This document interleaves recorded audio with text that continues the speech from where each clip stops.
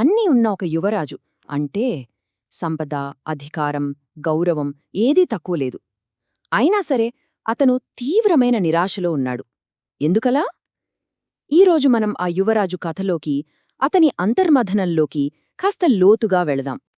ఒకసారి ఊహించుకోండి, ఒక పెద్ద రాజసభ అంతా కోలాహలంగా ఆనందంగా ఉంది.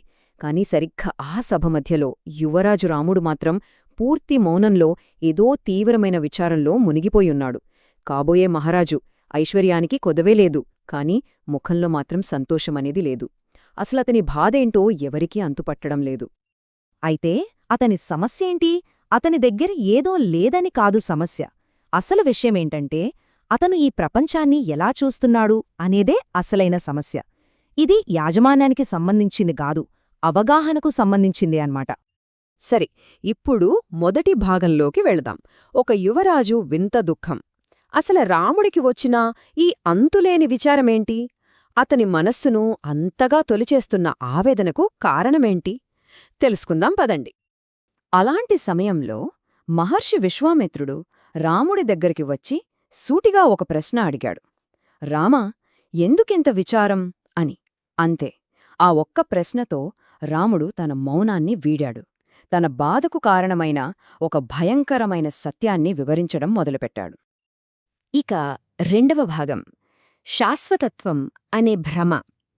రాముడి విచారానికి అస్సలు కారణమేంటంటే ఈ ప్రపంచంలో ఏది శాశ్వతం కాదనే గ్రహింపు. ఈ తాత్కాలికత అనే ఆలోచన అతన్ని ఎంతగా కలచివేసిందో ఇప్పుడు చూద్దాం. రాముడు గ్రహించిన సత్యం చాలా సింపుల్, కానీ చాలా పవర్ఫుల్. అదేంటంటే ఈ ప్రపంచంలో ప్రతీదీ కాలగర్భంలో కలిసిపోవాల్సిందే. అలాంటప్పుడు ఈ సంపదలు, రాజ్యాలు, సుఖాలు ఇవన్నీ తాత్కాలికమైనప్పుడు వీటితో అసలు ప్రయోజనమేంటి అని ప్రశ్నిస్తున్నాడు రాముడు. దీన్ని అర్థం చేసుకోవడానికి ఒక పండును ఉదాహరణగా తీసుకుందాం. చూడండి, ఈరోజు ఎంతో అందంగా, తాజాగా, రుచిగా ఉంది కదా, కాని కొన్ని రోజుల తర్వాత ఏమవుతుంది? అదే పండు కుళ్ళిపోయి, పురుగులు పట్టి చివరికి మట్టిలో కలిసిపోతుంది. ఇదే సూత్రం మన శరీరాలకు కూడా వర్తిస్తుంది. యవ్వనంలో ఉండే బలం, ఆకర్షణ, శక్తి వృద్ధాప్యంలో ఏమవుతాయి? అన్నీ క్షీణించిపోతాయి, శరీరం బలహీనపడి చివరికి అంతరించిపోతోంది. ఈ నిజం, ఈ కఠోర వాస్తవం రాముడిని తీవ్రంగా కలచివేస్తోంది. అతని దృష్టిలో జీవితం ఎలా ఉందంటే ఒక ఆకు కొనమీద నిల్చిన మంచు బిందువులాంటిది. ఎంత అందంగా, ఎంత సున్నితంగా ఉంటుంది. కాని ఒక చిన్న గాలి వీస్తే చాలు, అది జారిపోతుంది. మన ఉనికి కూడా అంతే అశాశ్వతమైనది అని రాముడు గ్రహించాడు. ఇక మూడవ భాగం, అరుదైనా వృధా అయిన అవకాశం. ఈ అశాశ్వత ప్రపంచంలో మానవజన్మ అనేది ఒక అమూల్యమైన అవకాశం. కాని దాన్ని ఎలా వృధా చేస్తున్నామో చెప్పే ఒక మంచి కథ ఉంది, ఇప్పుడు చూద్దాం. ఈ అవకాశాన్ని అర్థం చేసుకోవడానికి పరుసవేధి లేదా పారసమణి అనే ఒక కథను చూద్దాం. అదొక అద్భుతమైన రత్నమన్నమాట. దాని ప్రత్యేకతేంటంటే అది ఏ ఇనుమును తాకినా దాన్ని స్వచ్ఛమైన బంగారంగా మార్చేస్తుంది.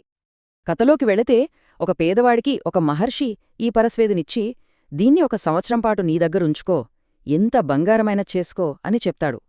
మరి ఆ వ్యక్తి ఏం చేశాడనుకుంటున్నారు?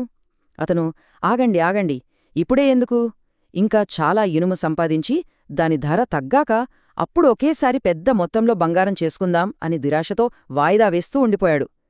ఏమైయుంటుంది? సంవత్సరం గడిచిపోయింది. ఆ ఋషి తిరిగి వచ్చి రాయిని వెనక్కి తీసుకున్నాడు. పాపం, ఆ వ్యక్తి మళ్లీ పేదవాడుగానే మిగిలిపోయాడు. వచ్చిన అవకాశాన్ని చేజార్చుకున్నాడు. అయితే ఇక్కడే అసలైన ట్విస్టుంది. ఈ కథలోని అంతరార్థమేంటంటే ఆ పరుసవేది మరేదో కాదు, మన మానవ శరీరమే. మరి ఆ బంగారం? అదే దైవ సాక్షాత్కారం. మనకు కూడా ఈ జీవితమనే కొద్దిపాటి సమయం ఇవ్వబడింది. ఈ శరీరాన్ని ఉపయోగించి దైవత్వాన్ని చేరుకోవాలనేదే అసలు లక్ష్యం. కాని మనం కూడా ఆ పేదవాడిలాగే దాన్ని వృధా చేస్తున్నాం. సరే, మరి ఈ అవకాశాన్ని వృధా చెయ్యకుండా ఉండాలంటే ఏం చెయ్యాలి? ఇది మనల్ని 4వ భాగానికి తీసుకొస్తుంది, నిజమైన వీరుడి యుద్ధభూమి. అసలు నిజమైన వీరత్వమంటే ఏంటి? బయట శత్రువులను జయించడమా, లేక లోపలున్న మనసును జయించడమా?